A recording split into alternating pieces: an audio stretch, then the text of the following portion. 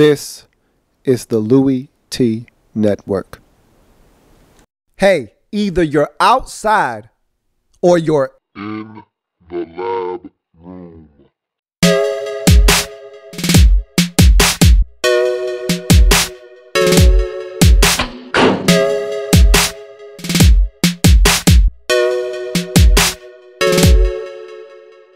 Draft zone. Who else can it be but me, your man, Louie T? Welcome. You are in the lab room. Of course, I'm your host, Lou. Thank you for joining me. This is the 2015 NFL Draft Wrap-Up Series, where I aim to break down all 32 teams in the National Football League's 2015 NFL Draft. Using our baseball grading scale, single, double, triple, home run. There are no strikeouts here in the Draft Wrap-Up Series, as we cannot tell how these players will pan out, and I don't want to discount any of these young men before they get their chance in the National Football League. We look at each team's draft by breaking down each and every single pick that they make using our baseball grading scale. At the end, we tally up all the different scores we get from all of the selections made, get an aggregate score, divide by the number of picks, add in bonuses when necessary, and we come up with our final grade for that team's draft and move on to the next team in the process that's picked by you, the viewers. That's right. This is the You Pick format, or as I have affectionately dubbed it, the Up format. You, the viewers at home, pick simply by being the first to leave a comment in the comment section stating two things: the phrase next, N-E-X-T, next, and the team you would like to see next on the program. I don't care how you word it, I don't care how you phrase it, as long as the word next and the team that you would like to see next on the program is somewhere in that comment, that team will be up next on the series. So we have arrived at the team with the most picks in the 2015 NFL Draft, that being the Cleveland Browns. And I looked at their draft, and this draft to me was conceived about 2 years ago. The Browns, and I said this, if you've been watching me for any amount of time, I said that the Browns passed on the last two drafts. And to me, I was so disgusted with the Browns 2 years ago because I felt like they needed so much help. But the Browns looked at that draft and he said, we like these guys, we don't love them, we're gonna pass. And so last year I felt like they had stockpiled all these picks and they were going to make about 9 or 10 selections, and the Browns simply said, you know what? We think next year's draft is going to be even better than this year's draft. We're passing again. And they made another 5 or 6 selections, but this year they finally cashed in all of those selections that they have been trading back for and collecting over the last 2 years. They definitely did not pass on this year's draft, and they feel really good about what they were able to accomplish with their 12-player draft. This is a Browns team that looking to upgrade, and keep in mind, last year was Mike Patton's first year as head coach, still dealing with a lot of the parts that he inherited from the last couple of regimes. And remember, Cleveland has had a lot of turnover over the last 4 or 5 seasons, so he's really starting to settle in, starting to get the players in that he believes can run his system the way that he wants to, starting to clean out a lot of the dead weight in Cleveland and bring in a lot of young, talented football players. And this draft is going to be a huge catalyst for the Browns' turnaround in Cleveland. If they're going to start having success, it's going to start with draft classes like this in Cleveland. Let's start with their first round selection, and they had 2 of them. And remember, they made the big blockbuster deal last year with the Buffalo Bills to allow the Bills to go up and get Samuel Watkins. So now they reap the benefits of that by having 2 first-rounders this year. Let's see what they were able to accomplish in their 2015 NFL Draft. They start in the first round, 12th overall selection, defensive tackle out of Washington. Danny Shelton is the pick. To me, one of the best football players, not just best defensive tackles or best defensive linemen, one of the best football players in this entire draft. This is a young man that I was enamored with. I love his zest for the game, the way that he plays it. He's a high energy guy,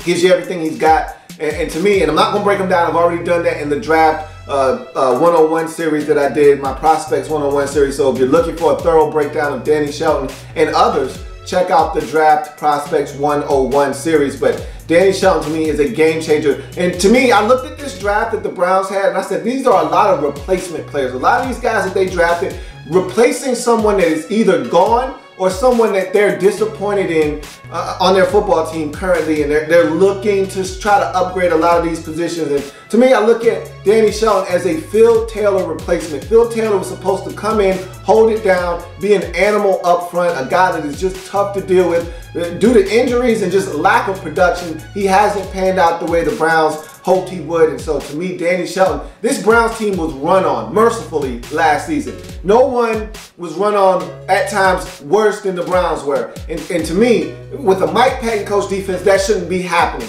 Mike Pettin is too good of a defensive coach to allow teams to come into the Browns facility, run on them, and leave with W's. That's got to change. And a guy like Danny Shelton is going to help that change right away. And to me, this is one of the best picks in the first round. They got great value at 12. This was a top 10 football player going off the board at 12. To me, the Browns hit it out of the park. You can put it on the board! Yeah! The first round, 12th overall selection, defensive tackle out of Washington, Danny Shelton is a no doubt about it home run for the Cleveland Browns. And so they got one of the biggest needs out of the way right away with that first selection in the Danny Shelton, defensive tackle out of Washington. You go to their second first round selection, 19th overall, offensive lineman out of Florida State. Cameron Irving is the selection. And I talked about what the Browns needed to do. And I had talked about it a number of times throughout the process leading up to the draft. And this is what I had to say. Browns at 12. What should they do? Take a wide receiver or a defensive tackle. At this point, I think the big three are gone at wide receiver. I don't think there's great value at 12 at receiver. So I think you take the defensive tackle. If Danny Shelton is there, you take him. If he's not, then you take one of the other guys like a Malcolm Brown and feel good about that, okay? If you're the Browns, what you won't do at 12 is get a receiver. I just don't think the value is there. I don't think Devontae Parker's there at 12. I don't think you can reach for anybody else at 12. You got another pick at 19. Why are you reaching for a receiver? That same receiver that you're thinking about taking at 12, he'll be there at 19. I assure you of that. Unless it's Rashad Perriman and somebody else snatches him up between 12 and 19. That could happen, but I feel some type of way if you're taking him at 12. I just do. I say receiver won't be there for you at 12 if you are the Cleveland Browns, unless Parker is there. I just don't see that happening. What will the Browns ultimately have to do? Trade up or take some beef. I'm upset because I already said I don't want the Browns trading away their picks. I just don't. I don't think it's a good idea. I don't like the concept, but I understand why they would do it if they do it. I understand you don't have a quarterback, you don't have a chance in this league. They feel like they need to go get that guy. I understand. Look, my hands are tied. I understand. I get it. If that's what you got to do, that's what you got to do. But if it were up to me, get the beef. It's what's for dinner at 12. Turn around and do the same exact thing at 19. So you see that I felt like the Browns needed to get beef. I'm talking about a double quarter pounder. Stack that beef on top of each other and go ahead and consume it up. And that's what the Browns did. Getting some beef on the defensive side of the football and then turning around and doubling down on beef and getting some for the offensive line. That's what I thought they needed to do, and that's exactly what they did. So kudos to the Browns for getting it right. And I said they needed to get this right. They could not afford to waste opportunities. When you get first round selections, you need to hit on those first round selections, and they need to make sure they are good selections that help you right away. And Cameron Irving is a guy that does exactly that. Let's talk about this guy and what he brings to the table. 6'5", 313-pound offensive lineman. This is a guy comes with a little bit of girth, a little bit of versatility. He anchors well. And so this is a guy that played multiple positions at Florida State at a very high level, played left tackle for quite a while, and then played center in the same season. So we'll talk about what he brings to the table, but he anchors well. He did it at both center and tackle very well. Didn't allow guys to bull rush him. I thought he was able to sit down in his stance very efficiently and keep guys from driving him back into the lap of the quarterback. He's a versatile guy, and I think this is why the Browns selected him in the first round. And to me, Florida State did him a huge solid by moving him to center. We'll talk about that a little bit later on. But his versatility is the reason why this guy is a first-round selection. You feel really good about him as a left tackle. You feel even better about him as a center. And to me, that versatility is what made him a first-round selection. He's very smart. I talk about how smart you have to be a center. Period. The center is probably the most thought-provoking position along the offensive line. You've got to set protections. You've got to point out the mic. You got to make sure that everybody understands their blitz pickups. And if you got slide protection, you got to call it out. There's a lot that goes on in the head of a center. Oh yeah, and you got to snap the football, and you got to get into your set and get ready to block and protect. So to me, there isn't a more thought-provoking position along the offensive line than the center position, and Cameron Irving jumped into the center position literally 2/3 into the season, picked it up with no hesitation, and this team did not miss a beat. Quick snap to set. Snaps the football, gets into his stance, ready to protect or get into that run game. And so to me, his snap to set is quick, it's efficient, there's no hitches. He gets the football where it needs to go, whether it's to the shotgun or just under center, and he gets up and he's ready to rock and roll. And you saw this probably at its best against Oregon in that playoff game. You're dealing with a guy like Eric Armstead, who is a ton to deal with. You're talking about a 6'7", 295-pound defensive tackle that went in the first round that had the strength of about 2 men.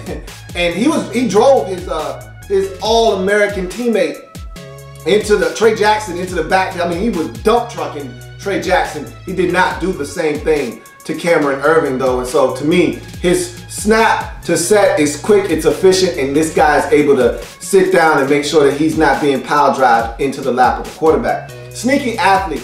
I thought at tackle he did a great job of getting to the perimeter, getting to the second level, and at center he did the same exact thing. He's a guy that quietly is a very sound athlete, can get to the second level, get in the way, conceal, can do all the things you want a guy of his caliber to do. And so again, another facet of his game that allowed him to become a first-round selection is his sneaky athleticism. 42 consecutive starts shows durability. This is a guy that every single week you can count on to lace him up and strap that helmet up and be on the field and be productive for you. And not only was he on the field during that 29-game winning streak for the Florida State Seminoles, but he also was on the field at 2 different positions. He went from left tackle to center, and again, this Florida State Seminoles offense did not miss a beat when asked to make a sacrifice for the team, because keep in mind, this guy came into the season as one of the premier left tackles in all of college football. We know left tackle is the glamorous position. That's a position that's going to get you paid lots and lots of money. You don't see centers breaking the bank in the National Football League, but you do see left tackles breaking the bank. And for a guy to not only move from left tackle to center, but do it in such a way that it does not impact his team negatively, you got to give Cameron Irving a lot of credit for him doing that and doing it seamlessly and helping his team continue to win football games all the while. You go to his cons. Elite speed is problematic for him, and we saw this in the Clemson game. It was never more apparent than when Vic Beasley was in front of him. Vic Beasley put on a showcase against Cameron Irving, and to me, that was the game where I was, and again, you can have bad games. I don't really want to beat Cameron Irving up too much because it was just a bad game. It was a bad matchup for him, but if you can't stay in front of Vic Beasley, who is an NFL caliber, elite level athlete, which is what you're going to see on a more consistent basis as you go to the National Football League, then that's a problem and it needs to be addressed. And I thought Florida State, by moving him to center, and they didn't do it because of that game, they did it out of necessity. Some injuries took effect. They had other guys that they felt like were a better fit at tackle than they were center. So they ran out of options, so they asked Cameron Irving to move to center, and he did it graciously. That was a blessing in disguise for them, or for him, because without him being able to play center too, I don't think he's a first-round selection. I don't think that he's a guy that you look at on tape and say, you know what, this is a guy that we got to have now because someone's going to take him off the board. I think he might have slipped to the second round, but because he was so versatile, could give you both really good play. We're talking about above average play at both tackle and center. I think that was something that made him enticing to the Browns, but make no mistake about it, he struggles with elite athleticism and speed out in space. Speaking of which, his next con and his last con is airspace is a problem. I have a problem with Cameron Irving blocking where there's a lot of airspace between he and the defender. He is at his best when the airspace and the distance between he and the defender is closed and he's right here and he's able to get his hands on the defender. When there's space between he and the defender is able to use athleticism or give him some kind of move, there's a problem. That's how Vic Beasley was able to manipulate him and destroy him in that game, because there was a lot of airspace. There were moves where he was beat to the outside where he didn't even get a hand on Vic Beasley. There were times where he was beat to the inside where he couldn't recover because he wasn't athletic enough. When you're at center, you don't have to worry about the inside being a big problem. You've got a guard to you on your left, you've got a guard to you on the outside of you on your right. So you're surrounded by other bodies, harder for guys to get by you to the inside, and then you don't have to worry about the outside rush. There is no outside rush because there's another body next to you on your other side. So again, you get a lot of help when you're a center. You just got to take care of the bull rush, and he does that well. So to me, a lot of his deficiencies are masked at center, and again, he's athletic, so that bodes well for him. So to me, there's a lot here that you like. Alex Mack is probably going to be gone after this season, so you groom this kid to come and take the throne over at center down the road. Maybe you stick him in the game as a tackle, maybe even at guard. I don't really care how you do it. If you're the Browns at this point, you've got a lot of stuff along that offensive line. Mitchell Schwartz, you've got Joe Bitonio. You still got one of the best left tackles in the game in Joe Thomas. Now you got this kid, Cameron Irving. To me, just find a way to get the best 5 offensive linemen on the field. I don't really care how you do it. I don't care if you got a guard playing tackle, a center playing tackle, a center playing guard. I don't really care how you do it. Figure out what's the best mix and match of parts, get them on the field, and protect your quarterback. You've got a quarterback situation that's unstable. You've got a stable full of backs. You need to be able to run the football, take the pressure off of these quarterbacks, and protect them when you're in 3rd and long situations. Get the best 5, and Cameron Irving has to be one of those best 5 to me. In the 1st round, 19th overall selection, Florida State offensive lineman Cameron Irving for me is a triple. He was close to being a home run, but I don't think he's a home run tackle. I believe he's a home run center. You average the two together and that comes out to be a triple for me. This is a really good football player. I love his versatility. If you were telling me right now he's stepping in day one as a center, this is a home run. But because I know someone is occupying that spot right now, hard for me to see this guy playing anything other than tackle. And to me, if he's playing tackle, that could be a problem. At times, I don't think in the AFC North is going to be that big of a problem because you don't have elite pass rushers in that division. So don't really see that being too big of a problem. The only team that really bolsters a heavy pass rush is the Baltimore Ravens. So to me, he should be fine and be able to survive at tackle if that's what the Browns are going to do with him in year 1. But I think by year 2, he'll be ready and groomed to go in at the center position. And I think that's where he ultimately will land as a Cleveland Brown. You go to the 2nd round, 51st overall selection, outside linebacker out of Utah. Nate Orchard is the selection. To me, quietly, this is one of the better players in all of this draft at the outside linebacker position. To me, he gets lost in the sauce. He gets lost in the shuffle. This was a deep draft at outside linebacker. We can sit here and talk about the Randy Gregory's of the world, the Shane Rays, the Vic Beasleys, the Bud Duprees. We can talk about all these different guys. Eli Harold got a lot of attention. We didn't talk about Nate Orchard at all. And if you're not a college football fan, you have no idea who this guy is. Let's break him down and tell you what, you're going to be very impressed with what this guy brings to the table. He's got good size at 6'2", 250. To me, that is the ideal size you're looking for out of a pass rusher. Could he be an inch or 2 taller? Sure, but 6'2", not that bad. 250 is exactly what you're looking for. Stout enough to set the edge, but still have enough athleticism to get around the edge, get to the quarterback, and make plays happen. He's old school, and to me, this is the thing that I love about Nate Orchard the most, is he's old school. There's not a lot of flash. That's why you don't know this guy. There's not a lot of flash here. A lot of these pass rushers, Vic Beasley, and not because Vic Beasley is going out there saying, look at me, look at me. He played at a prominent school that's on television all the time, East Coast bias, you know how that goes. He ended up getting a lot of exposure, but Shane Ray played out at Missouri, SEC Conference. He's a guy out there smoking weed, being busted for stuff right before the draft happens. And so a lot of these other guys come with a lot of flash and they do all these other things. Nate Orchard is just a simple guy. Doesn't wear any gloves, you know, no gloves, take fingers, old school. This guy just comes in and gets it done. I mean, I just love Nate Orchard's demeanor. He's just a football player. That's all it is. He's a football player. All that extra stuff, there's no flash, all substance here. There's no filler involved with Nate Orchard. This is just a good football player. Mike Mayock had an interesting comment. He said, if you ask any tackle in the Pac-12 who they would least want to block, they tell you without hesitation, it's Nate Orchard. To me, that is a very apt statement. This guy is just a guy you don't want any part of. He's that crafty, he's that good, and he's just a football player. I can't reiterate that enough. Bag full of tricks is the next pro. This is a guy that can win using a multitude of moves, whether it's just raw power, brute strength, or it's speed to the outside, hard outside, back inside, and you even get a spin every now and again. There's a number of things he can do to get to the quarterback. This guy is just ultra talented when it comes to getting to the pass rusher.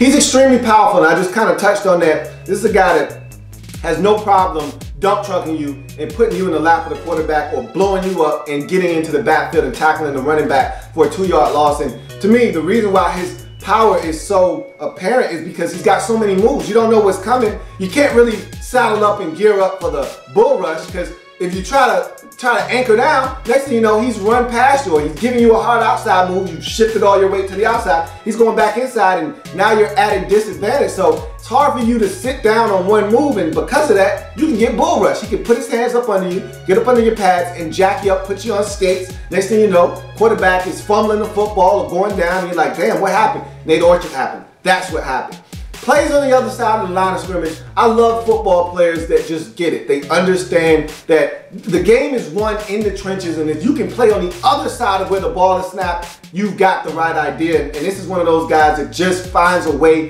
into the backfield. And again, I talked about the bag full of tricks. I talked about him being old school. All of those things come into play because he plays on the other side of the line of scrimmage. He started at the point of attack, and I've already told you that because he's so strong, he's so tough. This is a guy that you don't move very easily at the line of scrimmage, and I'll talk to you a little bit more later on about how efficient he is around the line of scrimmage and on the other side of the line of scrimmage here in a second. He drops into coverage. This isn't something that I want to see him do very often.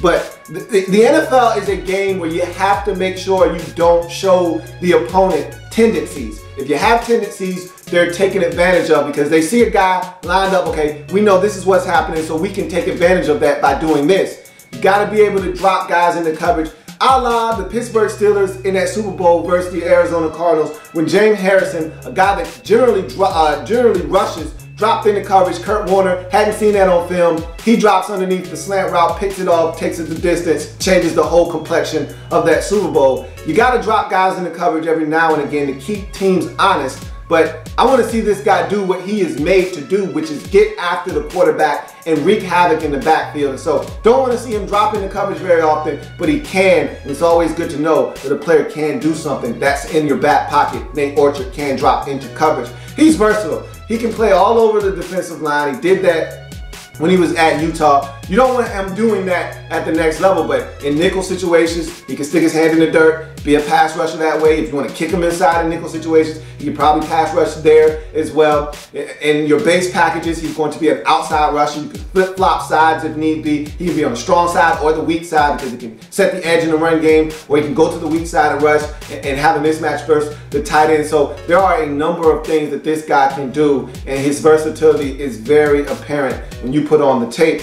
Outstanding 2014 is the last pro, and this is what I was talking about earlier and alluding to. The fact that this guy was so productive and no one really knew who he was and what he was about. 18.5 sacks in Utah, yes, 18.5 sacks. He was dominant, and 21 tackles for loss. This guy lived on the other side of the line of scrimmage, tied for third in the nation with tackles for loss. So you're talking about a guy that was extremely productive, a handful to deal with. And every year when I'm watching tape, if I'm looking to see what offensive linemen are doing, the top tier offensive linemen, I look for one guy that they play against. And that one guy is the one person that I use as a litmus test, as a measuring stick. If you want to prove to me you're a good football player, what did you do against this player? Last year was Jadeveon Clowney. If you were a good tackle and you were coming off the board early on, what did you do against Jadeveon Clowney? This year, my litmus test, my measuring stick was Nate Orchard. If you're a good tackle, if you're Tyson Brylow, Denver Broncos second round pick, what did you do against Nate Orchard? Nate Orchard ate his ass up in that bowl game. If you're one of these big time tackles, if you're Andrus Peat, what did you do against Nate Orchard? Nate Orchard ate his ass up. So what I wanted to do was see how you fared against one of the best pass rushers in the nation. And 9 times out of 10, Nate Orchard destroyed that player. Now again, it's okay to have a bad day. It's okay, but it just let me know that this guy is so aggressive and he's such a good football player that it didn't really matter who was in front of him. He found a way to wreak havoc. And so his outstanding 2014 speaks for itself. And that's why he's a second round pick. And go on to his cons. Lacks explosive speed. And if you want one reason why this guy isn't a first round pick, that's it right there. You know, we fall in love with the flash of a 4.57 or 4.53 40 athlete, a guy that has a 38-inch vertical leap and has a 10-2 broad jump. He's none of that. I told you, he's old school. He's no flash in the pan guy. It's all substance here. So when he doesn't run a 4.56 and he instead runs a 4.83, that turns some people off. But to me, I don't care about that because he's a football player. He's going to find his way to the football. He's going to get to that quarterback. He's crafty. He's like those old school players. I guarantee you Bruce Smith wasn't running a 4.56 40. Bruce Smith was probably running a 4.66 or 4.78 40. But you know what? Bruce Smith knew how to get to that quarterback. He knew how to get to that running back in the backfield. To me, that's the type of player that Nate Orchard is. He 1 year wonder. Okay, his production, you look at it, they spiked last season. Now, if you go back to years prior, it's not that he wasn't a good football player, because he was, but it just finally came on, the light bulb went on in his last season at Utah. And so to me, I don't look at it as a big time con. I look at it as a positive. He's getting it. All these years of him playing at Utah, it finally manifested itself and culminated in him having a tremendous breakout season. You can look at it like that, or you can look at it as a negative and say, hey, 1 year production. Is this really who this guy is, or did he just have one great season? I don't know the answer to that, but I'm leaning towards the former, that this guy had the light bulb come on, it culminated in a big season, and the best is still yet to come of Nate Orchard. If you ask me, in the second round, 51st overall selection, outside linebacker out of Utah, Nate Orchard for me is hit high, it's hit deep, out of here. It's a home run for the Cleveland Browns. Nate Orchard to me is a big time football player, and in a defense headed up by Mike Patton. And you know how I feel about Mike Patton. One thing I said this back when he was with the Jets, back when he was with the Bills, wherever this guy goes, sacks follow. And so to have a player like Nate Orchard in the care of a Mike Patton can only bode well for this Cleveland Browns football team, and a guy like Nate Orchard. He's going to really reap the benefits of a head coach like Mike Patton, who's going to turn him loose and allow this guy to notch double-digit sacks multiple times throughout the course of his career. You go to the third round, 77th overall selection, running back out of Miami, Duke Johnson. Duke is the pick, and I love this pick for the Browns because you already have a stable of backs that has power, can run with different dimensions and give you a number of things. The thing that you lack right now is speed in that backfield. Okay? Wake up, Mr. West. Mr. West. Terrence West is a back that offers you power, and he can switch gears a little bit, but he's not going to run past a lot of guys. Okay? You got the young kid that used to go to Georgia in that backfield as well, Isaiah Crowell. So I like both of those guys, but neither one of those are blazers. Neither one of those guys are scaring anyone catching a football out of the backfield either. Duke Johnson comes in and he's the perfect complement to Crowell and West. He gives you a change of pace, a guy that's dynamic out of the backfield that can catch it with the best of them. To me, this is the perfect pick for the Cleveland Browns, and you get him in the third round. I'm not breaking Duke Johnson down. I've already done that in my Draft 101 series, but this is a hell of a pick. And the value here is incredible. In the third round, 77th overall selection, running back out of Miami, Duke Johnson is hit hard. It's hit deep. You can put him on the board. another home run.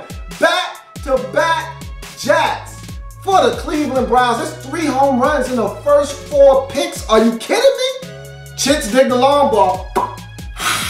And the Browns are smoking them early on in this draft. I told you they passed on the last couple of drafts. They did not pass on this one. And they took full advantage of opportunities to get really good football players in this draft. You go on to the third round, third round selection, 96th overall. Defensive tackle out of Washington State, Xavier Cooper is the selection.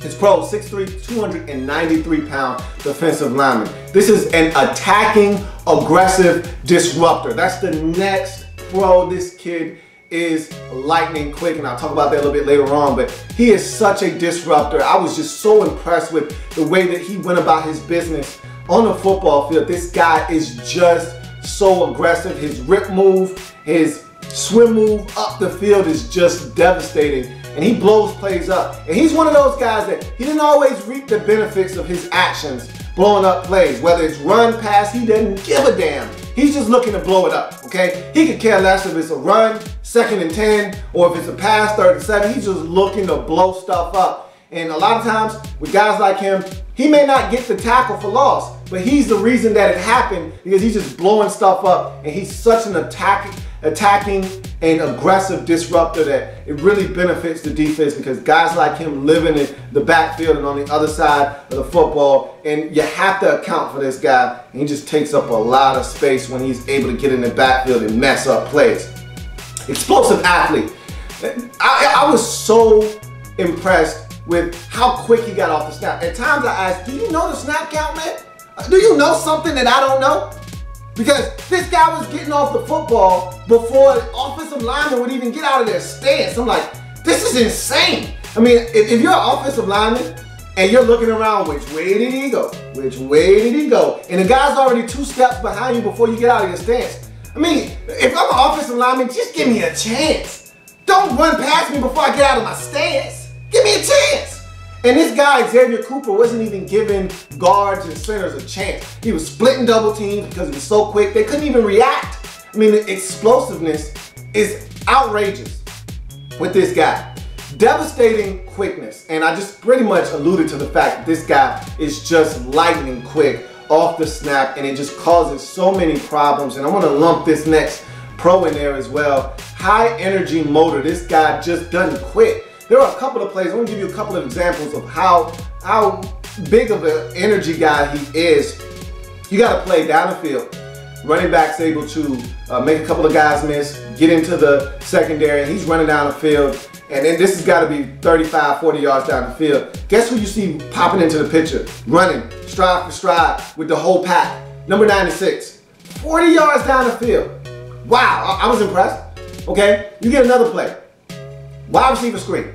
Catches the football, makes a guy miss, gets up the field for about 17 yards. Safety gets in front of him, is about to escort him out of bounds. Guess who says, I got it, man, let me do the honors. Xavier Cooper, number 96, comes into the picture, escorts him out of bounds.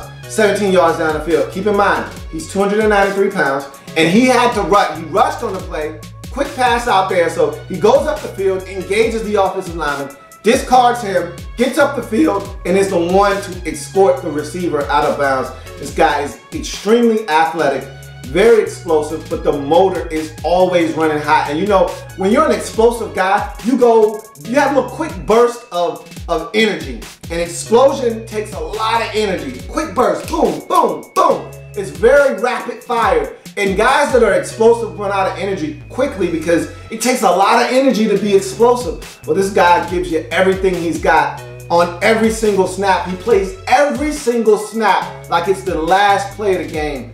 I love Xavier Cooper's high energy motor. I love guys where you can just stick the key in the ignition, whether it's 110 degrees outside or it's 2 degrees below. You turn that ignition switch and the car comes on and the motor's running hot. That's Xavier Cooper each and every single snap. Smart football player.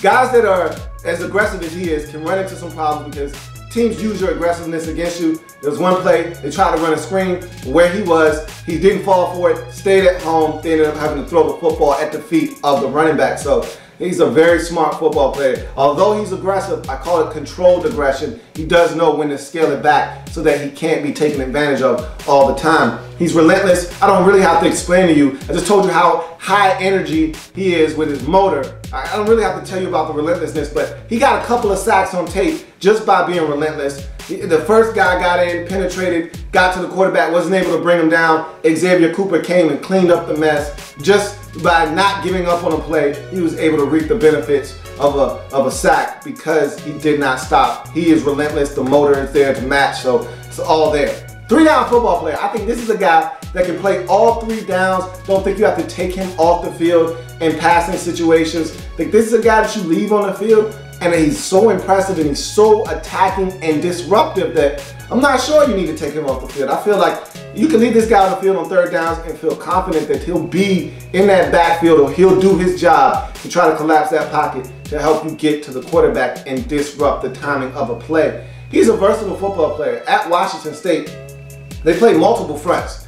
They would line up in 4-3 at times. They would line up in 3-4 at times. He lined up in every single one of those positions. He played 1 technique, he played 3 technique, he played 4 technique, and he played 5 at Washington State. So this guy can play multiple different fronts. He can play in different sets. Doesn't really matter. His versatility is apparent. You turn on the tape and this guy's lining up some of everywhere.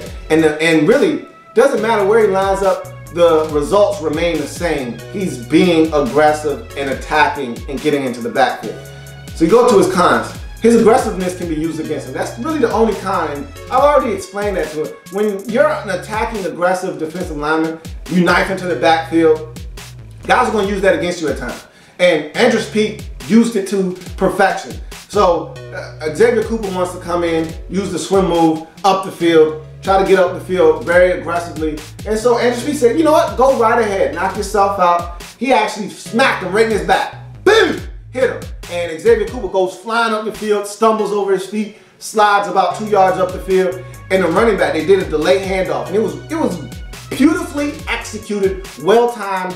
And it was really off of Xavier Cooper. They did this because they knew he was going to be aggressive. And so Andrews Peak lets him up the field, slaps him in his back, and he slides down. And the running back, a late delay, boom, hand it to him. He comes right outside where Xavier Cooper should have been, got off the field, got about 15 yards on the play. So teams can use your aggressiveness against you, but all in all, this kid is dynamite. And I love Xavier Cooper's motor and what he brings to the table. And players like this, I want them to end up with coaches like Mike Patton. I want them to end up with guys that are going to utilize them to the best of their abilities and get the most out of these football players. And I think that's what Mike Patton will do with Xavier Cooper. In the 3rd round, 96th overall selection, defensive tackle out of Washington State, Xavier Cooper is a triple off the top of the wall. This was close to being a home run, but there are some things he's going to have to work on. And one of them is being a little bit more controlled and not being so aggressive at all times, doing your job, because again, at the next level, they definitely will use your aggression against you. They'll seal you to the inside, allow a running back to trap and come up the middle. And so there are a number of things they can do to use that against him. He's just got to be a little bit more controlled. They'll teach him how and when to be aggressive and when to just do his job at the next level. You go to the 4th round, 115th overall selection, safety out of Northwestern, Ibraham Campbell is the selection. And you look at some of these selections that have been made, and I look at Nate Orchard and I say he's a replacement for a guy like Jabal Sheard. And I look at Ibrahim Campbell, and to me, he is a replacement for TJ Ward. And so I look at these selections and they make a lot of sense to me as to who they're coming into this locker room to replace. And I think Ibrahim Campbell is looking to replace a guy like TJ Ward. He's a physical, hammer-dropping safety is Ibrahim Campbell. Great in the box is the next pro. This is a guy that I just told you drops the hammer, so he's a physical. You look at him, he's like a little fire hydrant. 5'11", 208, muscular bound guy, no neck. You know, one of these muscle-head guys with no neck. And so, to me, he looks the part of a physical, strong safety that is in the box and causing havoc and wreaking havoc that way.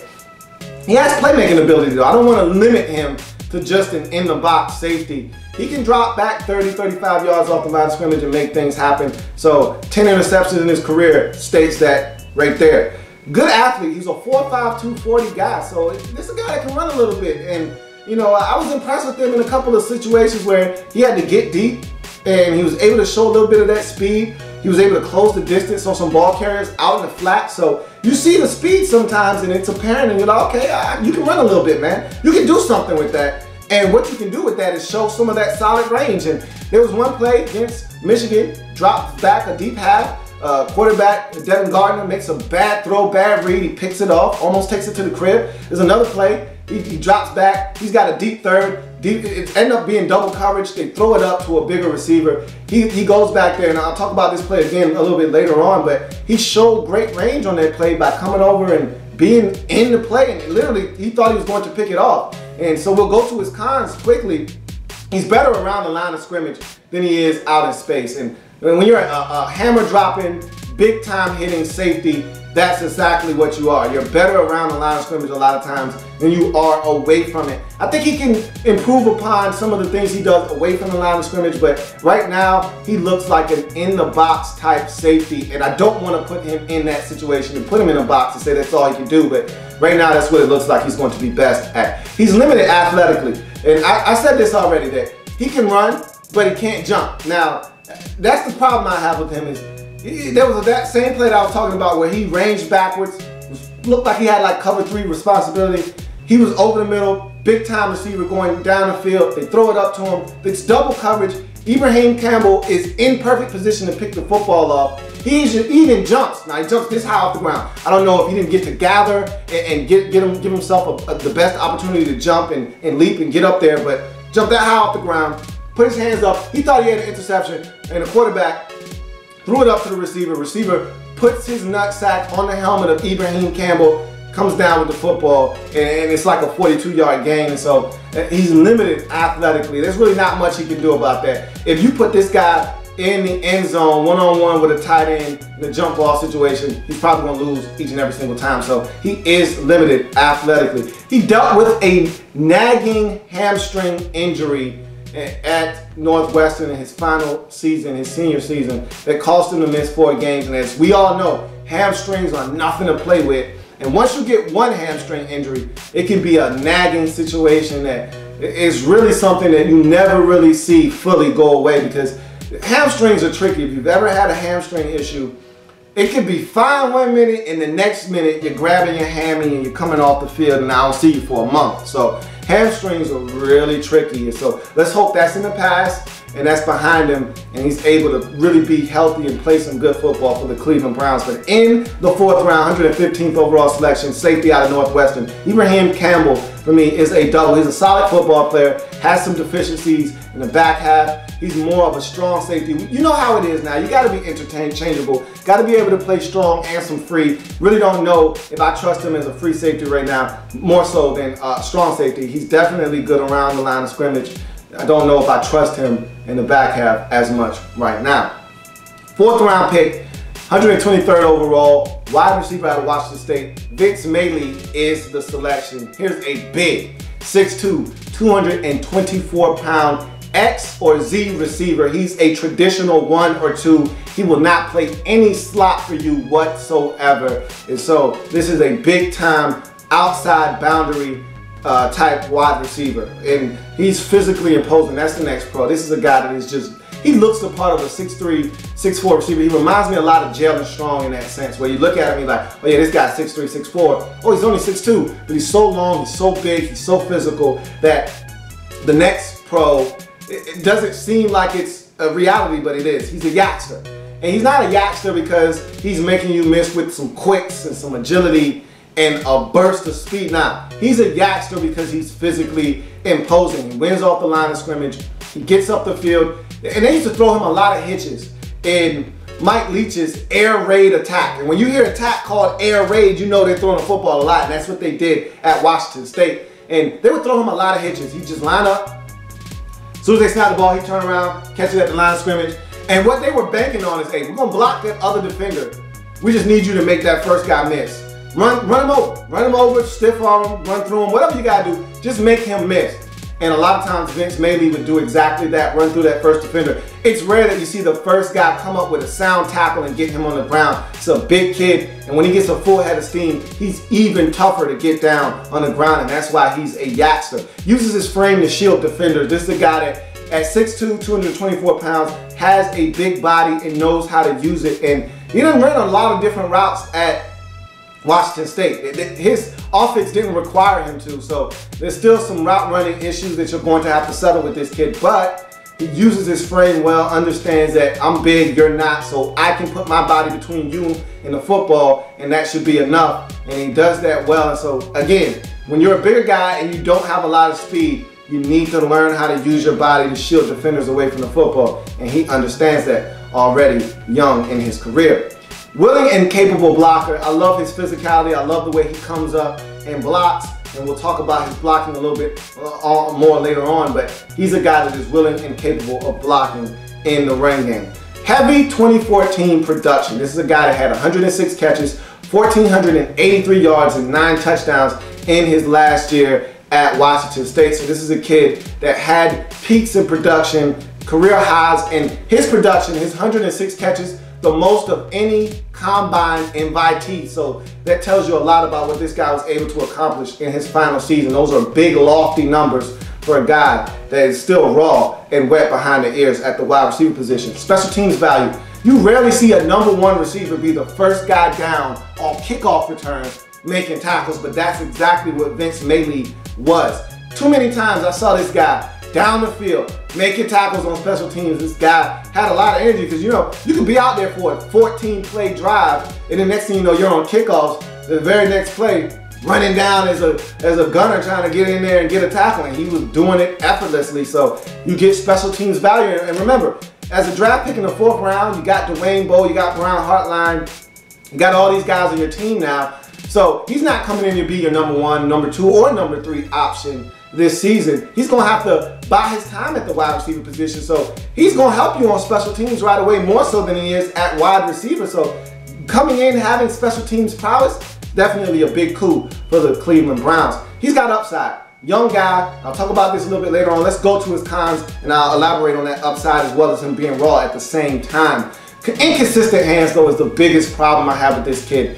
He drops the football way too often. I wanted to make excuses for him. Oh, he got hit on the play. Oh, it's wet outside. Oh, it's cold, it's freezing. Yeah, there are a lot of different circumstances, but he just dropped the football too many times.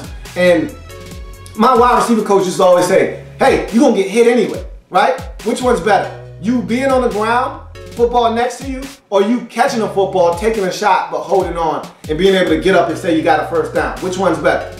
To me, there's not even a discussion. Catch the football. And so there were too many times where ball would hit him in his hands, he dropped it. A lot of concentration drops. A lot of him trying to survey and scan the field, see where he needed to go after he caught the football. Got to catch the football. You know the rules to the game play. You can't have fun and ball and have a ball without the football. So catch it and then try to make something happen. Too many times takes his eyes off the football. He lacks explosion. 4'6", 40 guy, and he probably cleaned that time up at his pro day. Doesn't matter. You watch the tape, you can see that this guy lacks explosion. He's not a big time athlete when you're talking about speed. You're talking about a guy that is probably like a 4'6", 40 guy, which is not fast for a wide receiver in this day and age. But with that size, that strength, and his ability to go up and make plays, you can overlook that. It's not a big problem. And you just know what you're getting. He's going to have to separate from defenders by using his body more so than using sheer athleticism. He often holds when run blocking. Now this is what I talked about when I said he's got some things he's got to work on with his blocking. One of his most technical flaws as a blocker is that he doesn't care where he puts his hands. He's one of these guys, I'm big, I'm physical, I just want to lay hands on you. So he comes up to the defender and he puts his hands on him. And he doesn't give a damn where he puts his hands. He'll put them in his face, his neck, shoulders. He really doesn't care. He just wants to get his hands on you. And so a lot of times he'll get his hands on the defender and he'll get in a great position to block. And then, you know, run. And he's not a guy that turns you one way or the other to make it a definitive way for the running back to run. So if I'm a running back, I really don't know how to cut off your block. So I'll just pick a way, whichever one looks best to me. And then he's got to understand, you've done your job already. Running backs either even with you or to the point where you got to let him go. Okay, you've done your job. He's gotten 8 yards on the play. Let him go. There's too many times where the defender is trying to shake free of Vince Mayle And he'll try to go inside, and Vince is like, no, you don't. You're not going anywhere. I'm not letting you go. And the referee is standing right there. He's like, dude, let him go. He's like, nope, I'm not letting him go. Okay, fine, throw the flag. So he's got some things to work on when blocking. And the biggest thing for me is let him go, okay? I'd rather get 6 yards in the play than have -4, okay?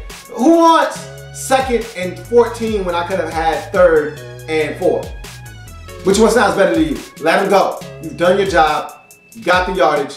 Let him go.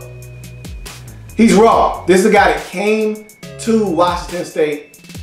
And at first, let's go back to his JUCO days. He went to college as a basketball player. His first year in JUCO, he played basketball. It wasn't until his 2nd year at JUCO that he said, you know what? My future, if I want to have any future in professional sports, my future is in football. So he switches over to football, then he transfers to Washington State, and the rest is history. So he's still very raw at the wide receiver position. That's why I said there's upside here. This guy still doesn't know what he's doing at the wide receiver position, to be honest with you. So while he's raw, there's still a lot of upside as well. In the offseason, he broke his hand. And it happened in one of these Senior Bowl type environments, whether it was the East-West Shrine game or the Senior Bowl. He broke his hand. He thought he sprained it, so he continued to power through it, but he didn't realize, man, this isn't going away. I've sprained my hand before, and this doesn't feel like that. What's going on? Turns out he broke his hand, and so with that broken hand, he started to do a lot of things with the opposite hand, so now he's becoming dominant with the other hand, which is a problem because, man, when you're catching the football, you don't want to turn into a guy that has to have the football in one arm or have to have one hand in front of the other. So he needs to heal this hand up. And he didn't want to miss out on any of the activities, the combine, the pro days, so he powered through it. But again, got to heal up. So let's hope that this broken hand isn't something that reveals itself down the road as a problem. But you break anything and you got to have surgery or just any broken bones in general, because sometimes you can heal without surgery.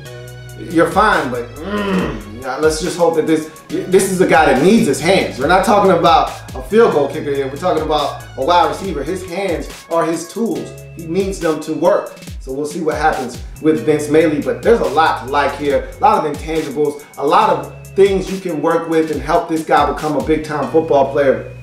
To me, in the 4th round, 123rd overall selection, wide receiver out of Washington State, Vince Mayle is a double. He reminds me a lot of him. Remember I talked about a lot of these guys, you're replacing someone. He reminds me a lot of that 1st round pick that you had some years ago out of North Carolina. You know, body of a goddess. Looked like Tarzan, played like Jane.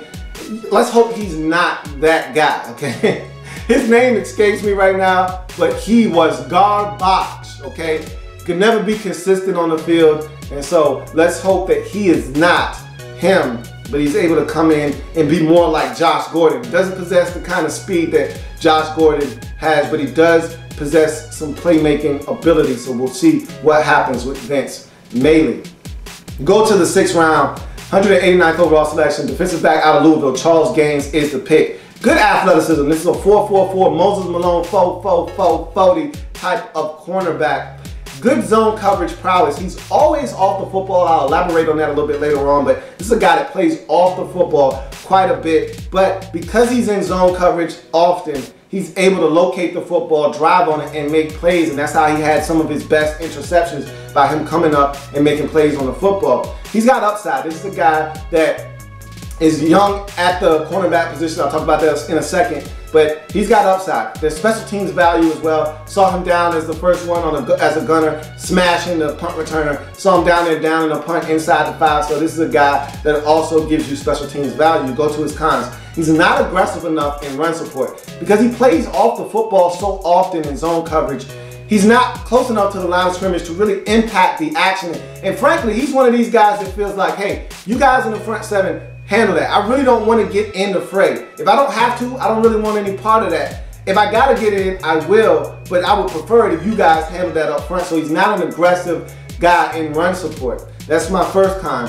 The next con is he's off coverage too often. I just have a problem with guys, and he's got the physical skills. I just told you he's a 4.40 guy. He's got the physical skills to come up and challenge you at the line of scrimmage, but he just doesn't. Some of that was the coverage that he was in, so I understand it, but you can come up, press and bail, even if it's cover 3, get in his face and bail pre-snap and get back and still stay on top of the receiver. There's no excuse for that. He's just always off. I don't really like that. And then finally, his last con is he's raw. This is a guy that came to Louisville as a receiver, even played his first season as a wide receiver, had a little bit of production at receiver, then made the switch and conversion over to the cornerback position. So he's very raw, still has a lot to learn, and so we'll see what Charles Gaines is able to manifest himself into at the next level. In the 6th round, 189th overall selection, defensive back out of Louisville, Charles Gaines for me is a single. Didn't see a lot on tape that really made me feel good about this kid. He didn't whet my palate at all. I didn't feel like, okay, that was a nice appetizer. Let's see what the main course looks like.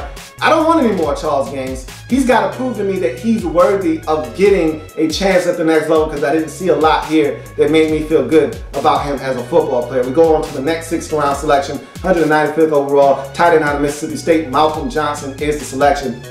To me, I look at him, he's a 6'2", 235-pound tight end, but his frame is deceptive. He looks more like a wide receiver, but don't let that fool you. This guy is a major big-time blocker as well. Stop the point of attack is his next pro. He can get in, mix it up with some of these big 280, 90-pound defensive ends, mix it up with those guys. He can take on the edge rusher and stonewall him at the line of scrimmage. I was actually very impressed. You know, Dak Prescott loves to run the football. This guy was blocking for him on many occasions, and I thought he did an outstanding job of blocking at the point of attack. Athletic for his position. This is a guy, 4'6", 40 athlete, can run. I was impressed with him getting into routes and getting up the field, and he should have had the football more. I'll talk about that a little bit later on, but this is a guy that is very athletic for his position. Really good hands. That's why I said I felt like they could have thrown him the football more often, because he showed the ability to make tough catches and showed the ability to go out away from his frame and catch the football. I was impressed with his hands. He's a guy that I thought played really well when given opportunities. Create separation. He was open a lot. I mean, you look at that Alabama game, and they said during that telecast that the year prior, he led the team in receptions versus Alabama in that game. Then the next year, I thought he should have led the team in receptions again. He was open on virtually every pass, and Dak Prescott either wasn't looking for him or decided to tuck it and run before he scanned the field. Either way, I felt like Malcolm Johnson was open a lot, especially on those seam routes. He could throw the football, get it in there, and let this guy work. He is a mismatch weapon to me at the next level because he's so versatile, and that's the last pro. We're going to go ahead and lump those two together. Because he's so versatile, this is a guy that, to me, you can put at H-back, you can put at tight end, you can flex him out, which is what they did at Mississippi State often. This is a guy that can do a number of things. He can block, he can run routes. Whatever you're looking for, this guy can do it. And so, to me, he's a mismatch weapon at the next level. And I just talked about his versatility, and that's why he's a versatile guy. You go to his cons. Limited production, and really, I don't think it's any fault of Malcolm Johnson that his production was limited. He didn't get the football enough, and I don't think it was his fault. I think they just didn't look for him enough at Mississippi State. This was a guy that I thought could have had a lot more grabs. If he played with a quarterback that was looking for him, I think he would have had a lot more production at Mississippi State. He's 6'2", 235, and because of that size, he's a hybrid guy, so he really doesn't have a distinct position. Browns are looking at him as a fullback / H-back. I love that idea for him because he is such an asset. You just got to find somewhere to get him on the field. Don't necessarily know if at the next level tight end is that position or not. But in the 6th round, 195th pick overall, tight end out of Mississippi State, Malcolm Johnson for me is a double. I like this kid. I think he's got a bright future. If used correctly, this kid could come in and change the game for you at the fullback position for the Browns. Reminds me, remember when you had Vickers at fullback? He's a much better version of Lawrence Vickers. Is Malcolm Johnson. You go to the 6th round, 198th overall selection, tight end out of USC, Randall Tellifer is the selection. Now he's more of a natural tight end at 6'4", 250 pounds. That's ideal size for a tight end. You look at his blocking, that's where he hangs his hat. He is a tremendous blocker in the pass and the run game equally. This guy holds it down as a blocker. He's essentially like another tackle on the field, another offensive lineman. He's that good as a blocker. He can catch the football as well. Came to USC as a highly touted receiver, switched over and converted to a tight end, and to me, he didn't get the football enough. Never really carved out a niche for himself. All the coaching turnover, was recruited by Pete Carroll, ended up going through about 3 or 4 different coaches at his time at USC, really never found a niche on the team and carved one out for himself. He's tough as nails, and I'll talk to you about why he's tough as nails later on, but just know that this guy is tough as they come. And he's got a team-first mentality, one of the locker room guys, one of those glue guys you're looking for, puts the team ahead of himself, and you need guys like that if you're going to have a healthy locker room environment. His cons, a litany of injuries. And I talked about him being a tough guy. This is why he's tough. He was banged up his entire collegiate career. He never really got a chance to play fully healthy and really show what he can do. And so those injuries really hampered him his entire career, and that scares me. When you come into the league with a track record and a laundry list of injuries, that's not something that bodes well for you moving forward. Pedestrian collegiate production. Here's a guy that in 2013 as a junior, he played in 11 games and only had 6 catches, yet he started the majority of those games. So this is a guy that didn't see the football a lot, and again, it was due to some of those injuries, but also due to the fact that he just wasn't a guy that was sought after in the offense. They asked him to do a lot of the dirty work, but didn't throw him a lot of bones for his sacrifices. His first year was his best year. You never want to hear that out of any college football player. You don't want your first year to be your best year. That's what it was for Randy Telfer. He came in with all the acclaim and fanfare, and that was his best year. After that, it kind of all went downhill from him. Injuries took effect, coaching changes, no consistency. So to me, in the 6th round, 198th overall selection, tight end out of USC, Randall Telfer is a single. If he can overcome the injuries, there's talent here. The guy can be a better version of Gary Barnidge or Jim Dre, but he's got to stay healthy. That's number one. He can catch, he can block. There's a place for him in the National Football League, but he's got to stay healthy. That is first and foremost. You go on to the next selection. In the 7th round, 219th overall selection, linebacker out of USC, Hayes Pollard is the selection. First things first, he flows to the football well, when clean, and he plays kind of far off the football. He's one of these guys that's 7-8 yards off the ball, so he can see what's going on and stay clean, most importantly. But he flows to the ball, finds a way to get to the ball carrier and get them down on the ground. He will take on blockers. He's a 6 foot, 240-pound linebacker, so he's not afraid to put his body in the way, fill a gap, fill a hole, and make sure that he does his job. Solid in coverage, and I think this is what he does really well, and this is one of his best assets, is that he's really good in coverage. He can run with the tight end, he can run with a fullback, run with a running back out of the backfield. And so to me, he's solid in coverage. He doesn't really hurt you that much in coverage. He's a leader on and off the field. At USC, they had a number of issues. They had the sanction that Pete Carroll left them with. He left them in a mess, in a rut. And then you had the situation with Lane Kiffin, and he was there throughout all of that. Then you got the situation with Matt Barkley, and the team really not feeling Matt Barkley as a leader. He was there through all of that, kept the team together. He was one of the guys that everyone in the locker room could look to as a starter literally his entire career. So this is a guy that was a leader off the field, and he was a leader on the field, got guys lined up, and was the centerpiece of the defense in his time at USC. He's consistent. You knew what you were getting. Play in, play out, week in, week out, season in, season out from Hayes Pollard. He was going to play. He was going to get you 90 tackles. 5 of those were going to be for tackles for loss. You're going to have 1 or 2 sacks, another interception or so. You knew what you were getting from him every single year. The guy was very consistent at USC, one of the most decorated players when it was all said and done at the linebacker position for the USC Trojans. Very reliable, and he started every game. The guy impressed them so much when he first came on campus as a freshman that they ended up starting him, and he never looked back, started every game of his collegiate career at USC, so he's a very reliable and durable football player. His cons, he's a step slow. 4.78 at the combine. Clean that up to a 4.66 at his pro day, but that means he's somewhere in the 4.7, 4.68 range as an athlete. He's a step slow. You can see it on tape. There was one play against Boston College. He reads the play, diagnoses it beautifully. He gets out there, takes a beautiful angle, and the guy still outruns him to the end zone for a 3-yard touchdown. There's really much more he could do. He just wasn't fast enough. Simple as that. Step slow. Sloppy pursuit angles at times.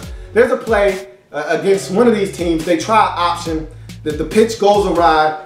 And Hayes Pollard should tackle this guy for a 15-yard loss. Takes a sloppy angle to the football. The running back's able to outrun him to the corner and make it a 4-yard loss instead of a 15-yard loss.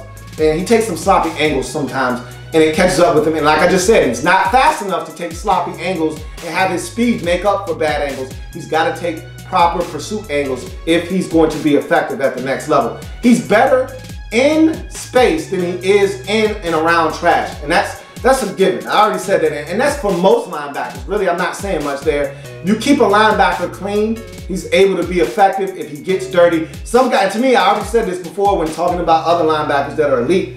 The elite linebackers sort through trash.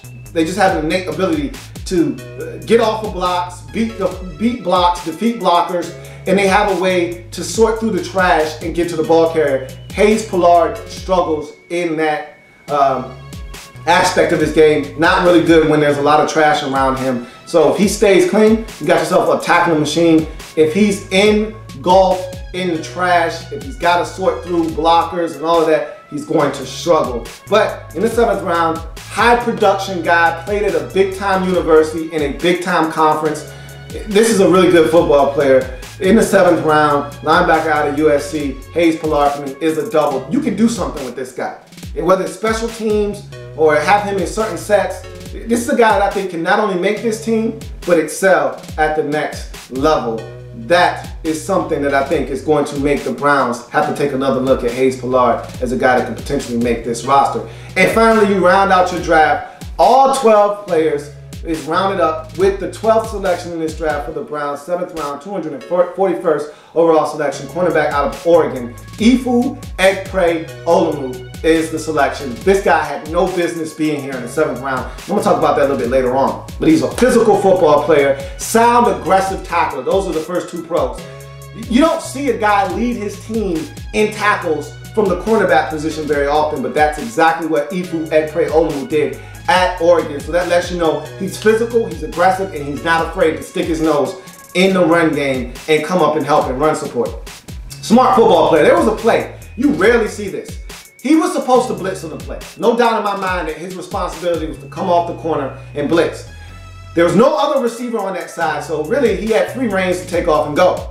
The running back leaks out of the backfield, and he sees that, and at the last moment, instead of blitzing, he changes his mind, and in one smooth motion, he turns, pivots, and runs with the running back. If he doesn't do that, there's no doubt in my mind the quarterback lofts a nice, easy pass over to that running back, and he runs up the sideline for about a 50-yard touchdown if no one could catch him. So that's the type of football player that this guy is. He's very instinctive, he's smart, he understands what he needs to do to help his team on any given play. Elite agility and quickness. And I spoke about this with Jalen Collins, the Atlanta Falcons corner that they selected in the 2nd round out of LSU, and why he has a chance to be elite.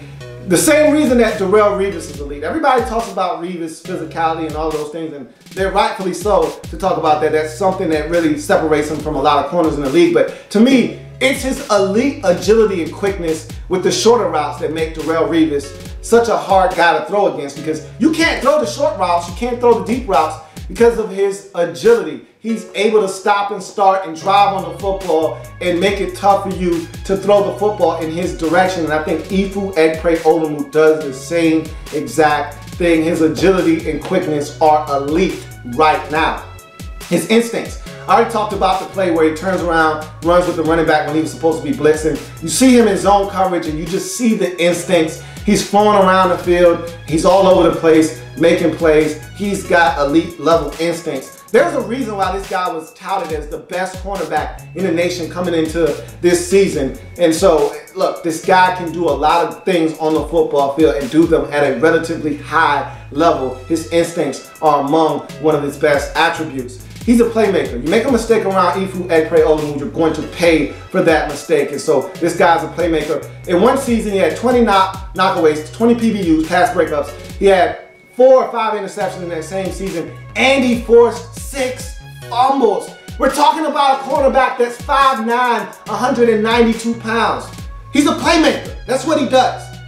Versatility. Can play outside, can play in the slot. I think his home is going to be made at the next level in the slot, but don't count this guy out as someone that you can put outside on the boundary. I already told you he can tackle. I already told you he's physical. I already told you he possesses elite skills. Don't be surprised if you can't stick him outside. But I still like the French assassin, Pierre Desir as Joey Snatch's tag team partner on the outside. You stick this guy on the inside, and you got problems. The Browns could have one of the best cornerback situations and secondaries in all of the National Football League if this guy can come back healthy.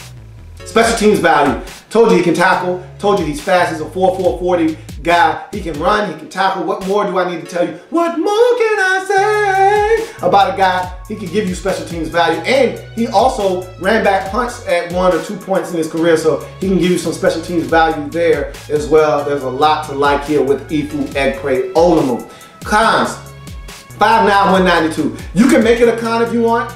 And I just listed it because that's what everybody wants to talk about, but I don't care. This guy can play outside to me. If you're not comfortable with him playing outside, he played plenty of slot at Oregon. Stick him there, move on. There's nothing to talk about. Elite agility and quickness fares well at the next level. In the slot, this guy hasn't while we're having this discussion. You go on to his ACL tear, and that's the con that saw this guy end up as a 7th round pick. Now let's talk about this for a second because this is something that troubles me. This year in the draft, and I brought this up before, and let me bring it up again. This year in the draft was one of the first times I saw teams make a declaration, take a stance against injured players. We saw Jalen Strong, a 1st round caliber, definitely 2nd round receiver, go in the 3rd round because of a reported hand injury. We saw Jay Ajayi, one of the most decorated backs, and to me one of the most versatile and productive college football backs, go in the 5th round because of his medical with his knee. Now the guy is completely healthy, but the medical came up checkered and a couple of red flags were raised. He's a 5th round selection. We saw a lot of teams take stances on players. None bigger than Ifu Egpre-Olumu, a guy that was an All-American. The cornerback position was being set by him. He was the bar. He was the standard going into the season. He gets an injury going into the college football playoffs, tears his ACL. Now he can't work out, can't produce in a pro day, and all of a sudden now no one wants to touch this guy. He's poison. With modern technology and science, ACL tears have become a thing of the past. Yeah, is he ever going to be the same? Probably not, but the guy is going to heal. And so why not take a 5th round flyer on? If you're that worried about him recovering, why not take a 5th round flyer on this guy? Why not take a 4th round flyer on this guy? We've seen the 49ers do it for years. Take players that have been injured and they're betting on their future and they take them, stash them away. Now, if you only got 7 selections in the draft, maybe that's not an option for you, but to me, why not take a flyer out on this guy? 5th round, 4th round, hell, even in the 6th round. 7th round to the Browns?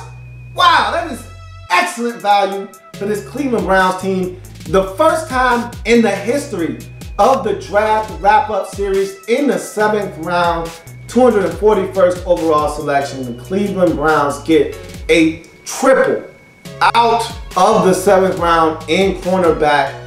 Ifu Egpre-Olumu out of Oregon. Has never been done, probably will never be done again. You don't get that kind of value in the 7th round, generally speaking, and I think this guy's gonna come back healthy, and I think every single team in the National Football League, including the Cleveland Browns, who passed on him for 6 consecutive rounds, will regret passing on this guy because he's going to show up, he's going to get healthy. You may not see him all year next year. He may not be ready to play football at all next year.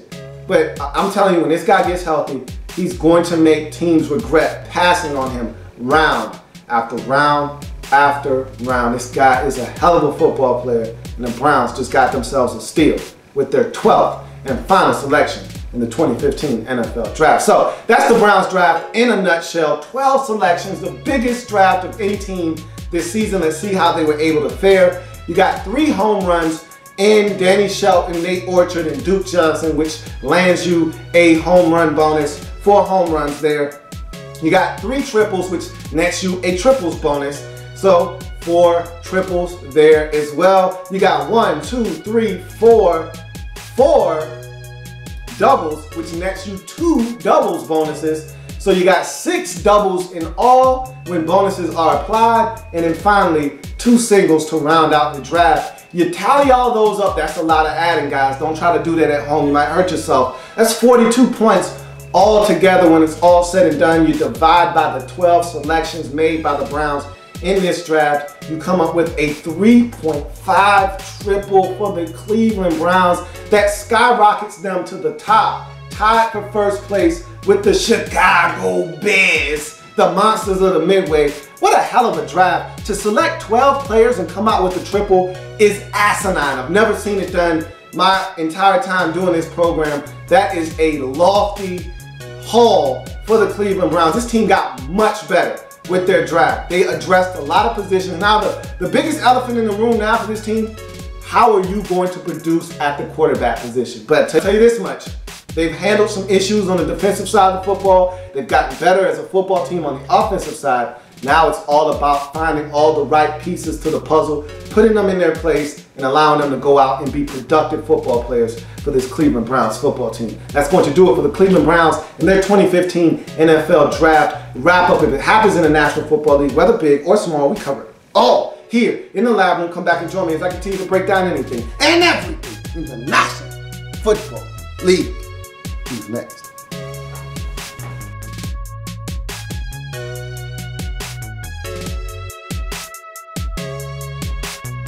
There's plenty more where that came from. While you're here, subscribe to the channel.